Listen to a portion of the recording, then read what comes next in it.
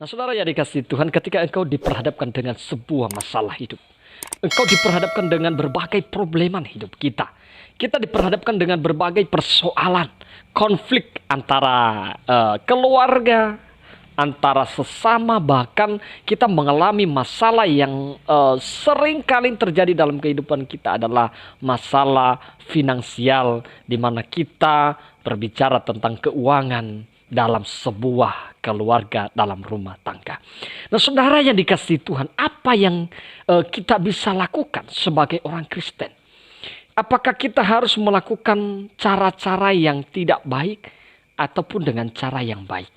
Nah, saudara yang dikasihi Tuhan, orang beriman yakin akan pemeliharaan Tuhan. Kita tahu bahwa Tuhan adalah gembala kita yang baik. Ia sanggup memulihkan keadaan kita ketika kita menghadapi masalah yang menjepit kita, persoalan hidup kita yang menjepit kita sekalipun, Tuhan sanggup memulihkan keadaan saudara. Tetapi dengan saudara yakin kepada Tuhan, percaya kepada Tuhan, memberikan seluruh totalitas kehidupan saudara, meyakinkan itu kepada Tuhan. Nah, saudara, seringkali dalam hidup kita, selalu kita mendapatkan masukan untuk kita curhat kepada orang lain dalam setiap masalah kita. Tetapi ingat bahwa manusia tidak menjamin pengharapan kita. Kenapa? Ketika kita curhat, menyampaikan setiap persoalan hidup kita kepadanya, maka menjadi sebuah bahan gosipan yang dia sampaikan kepada orang lain, yang mengakibatkan kita sakit hati dengan orang itu sendiri. Jadi saudara yang dikasihi Tuhan, maka saya memberikan kepada kita sebuah perkataan yang memotivasi saudara-saudara, yaitu percaya akan penyertaan Tuhan.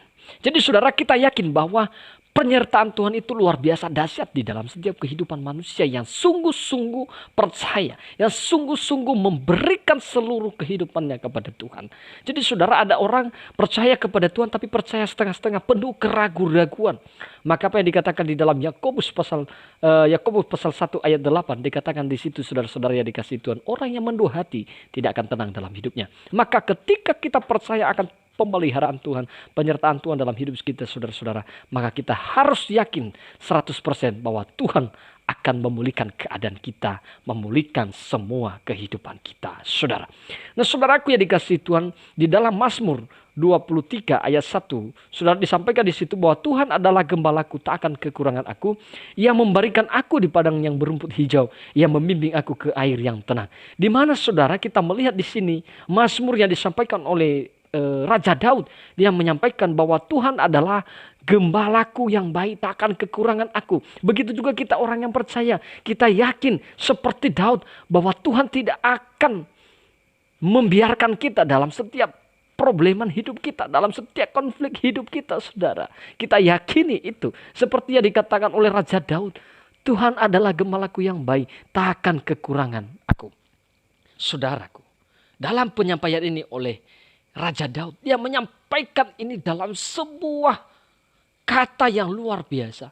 Ia tahu bahwa Tuhan itu bekerja dahsyat di dalam kehidupannya.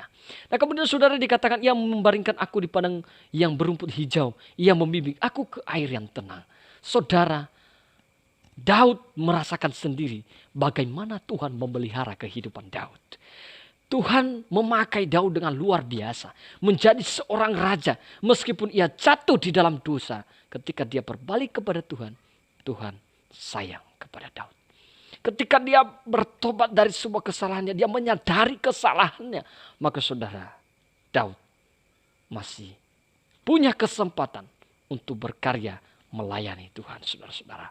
Nah, saudara yang dikasihi Tuhan, ayat ketiga kita melihat, ia menyegarkan jiwaku, yang menuntut aku di jalan yang benar oleh karena namanya. Masih saya katakan tadi, saudara, percaya akan pemeliharaan Tuhan. Jadi orang yang percaya akan penyertaan Tuhan, dia percaya Tuhan pasti pelihara kehidupannya. Meskipun engkau melihat pekerjaan yang kamu kerjakan, wah, tidak memungkinkan untuk membuat kamu serba kecukupan.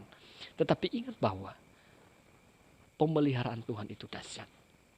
Kita belajar kepada janda yang di Sarfat, di mana pada saat itu ia memberikan makan kepada Elia, yang di mana dia sampaikan kepada Elia bahwasannya dia hanya memiliki sedikit tepung dan minyak.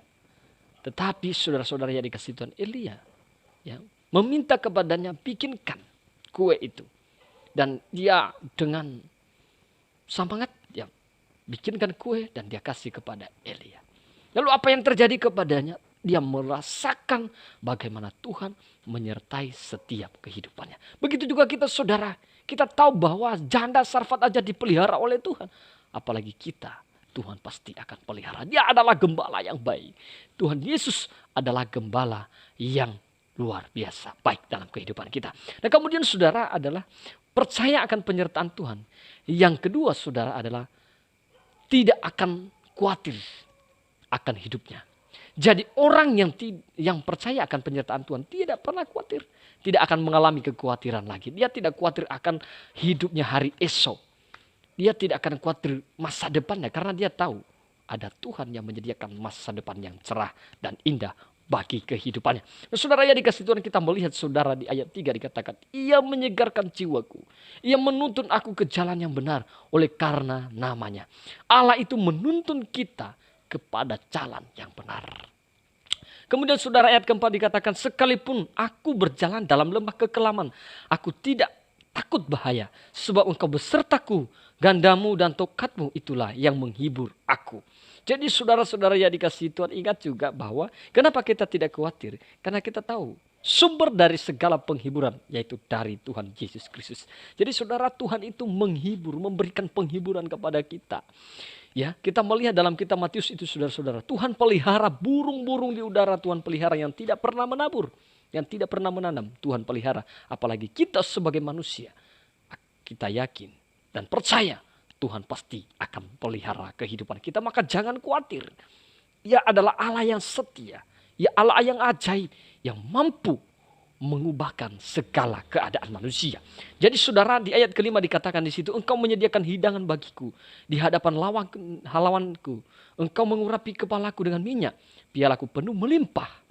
Ayat 6 saudara, kebajikan dan kemurahan belakang akan mengikut aku seumur hidupku. Dan aku akan diam dalam rumah Tuhan sepanjang masa. Jadi di sini Daud menyampaikan kepada kita saudara, betapa dahsyatnya Allah itu memelihara kehidupan orang-orang percaya. Maka Daud tidak lagi khawatir akan kehidupannya. Dia percaya bahwa dia memiliki gembala yang baik, yaitu Tuhan Yesus Kristus yang terus memelihara kehidupan manusia. Jadi saudara-saudaraku yang dikasihi Tuhan, apa yang saya sampaikan kepada saudara ini semoga dapat memberkati dan menjadi sebuah motivasi bagi kehidupan kita untuk menjadikan berkat bagi kehidupan kita semuanya. Salam.